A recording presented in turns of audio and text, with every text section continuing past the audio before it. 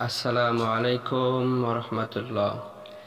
শাওয়াল মাসের রোজা রাখার ফজিলত এবং এ সম্পর্কে বিস্তারিত জানতে হলে পুরো ভিডিওর সাথেই থাকুন। চলুন জেনে নেওয়া যাক।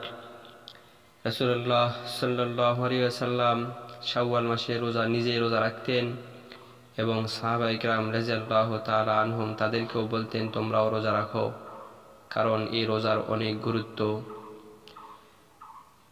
তারপরে মা আয়েশা সিদ্দিকা রাদিয়াল্লাহু তাআলা আনহা তিনি বলেন যে আমি রাসূলুল্লাহ সাল্লাল্লাহু আলাইহি সাল্লামকে এই মাস ব্যতীত অন্য কোনো মাসে এত রোজা রাখতে দেখি নাই।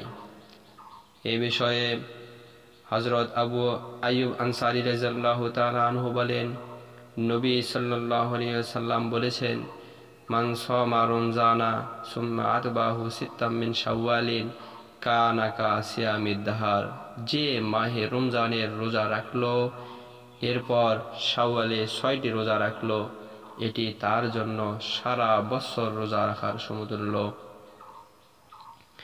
এই রোজা রাখার সহি পদ্ধতি হলো ঈদ উল ফিতরের দিন বাদ দিয়ে শাওয়ালের যে কোনো দিন রোজা রাখতে পারে। চাই লাগাতার রোজা রাখুক অথবা একটা একটা বাদ দিয়ে রাখুক, কোনো সমস্যা নেই।